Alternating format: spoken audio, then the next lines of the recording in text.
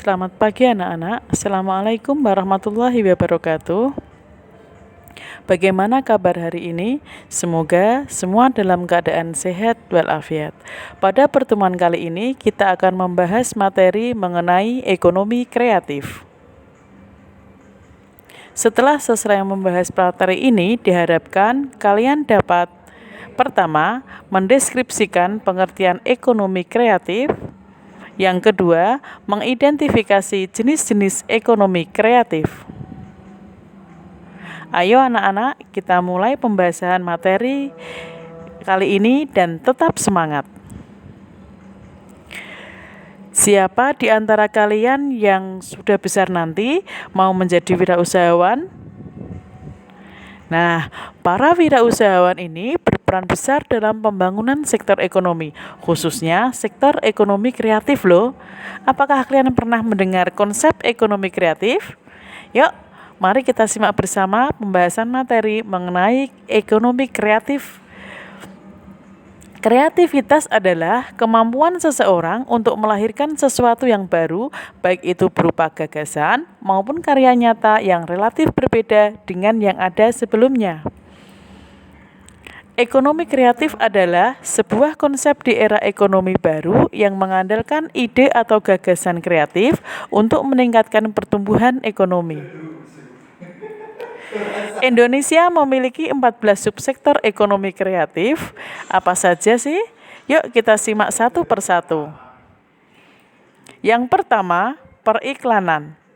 Kegiatan ini berkaitan dengan jasa periklanan, yaitu komunikasi satu arah dengan menggunakan media tertentu. Yang kedua, arsitektur. Kegiatan ini berkaitan dengan segi desain, tidak hanya untuk desain rumah, tapi juga untuk desain perkantoran atau ruang publik lainnya.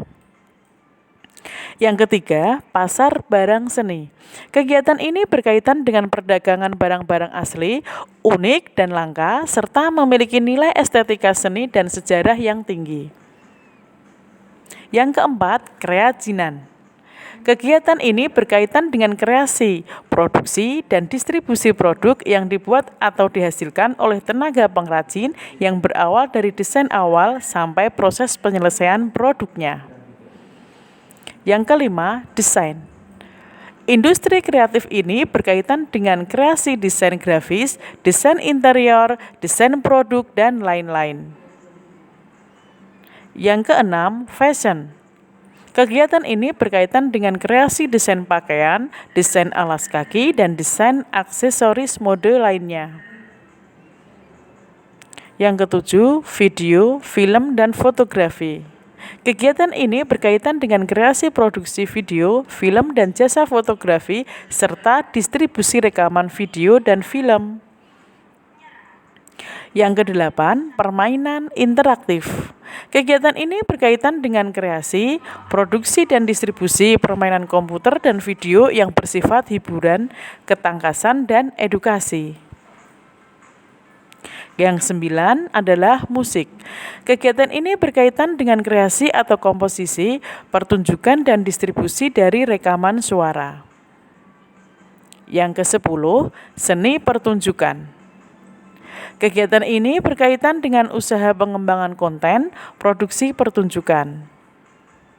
Yang ke-11, penerbitan dan percetakan. Kegiatan ini berkaitan dengan penulisan konten dan penerbitan buku, jurnal, koran, majalah, atau tabloid. 12, layanan komputer dan peranti lunak. Kegiatan ini berkaitan dengan pengembangan teknologi informasi, termasuk layanan jasa komputer, pengolahan data, dan lain-lain. 13, televisi dan radio. Kegiatan ini berkaitan dengan usaha kreasi, produksi, dan pengemasan acara televisi. Yang terakhir, riset dan pengembangan. Kegiatan ini berkaitan dengan usaha inovatif yang menawarkan penemuan ilmu dan teknologi. Dari uraian tentang subsektor andalan ekonomi kreatif ini menunjukkan bahwa pemerintah menginginkan ekonomi kreatif merupakan salah satu tulang punggung ekonomi nasional. Untuk mengembangkan ekonomi kreatif, pemerintah memiliki strategi dan melaksanakan pembangunan secara terintegrasi antara masyarakat, swasta, dan pemerintah. Upaya meningkatkan ekonomi kreatif. Yang pertama, menyiapkan insentif untuk memacu pertumbuhan industri kreatif berbasis budaya.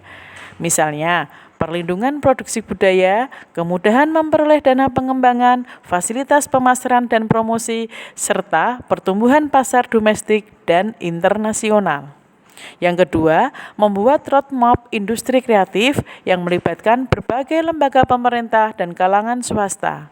Yang ketiga, membuat program komprehensif untuk menggerakkan industri kreatif, yaitu pendidikan, pengembangan sumber daya manusia, desain mutu, pengembangan pasar.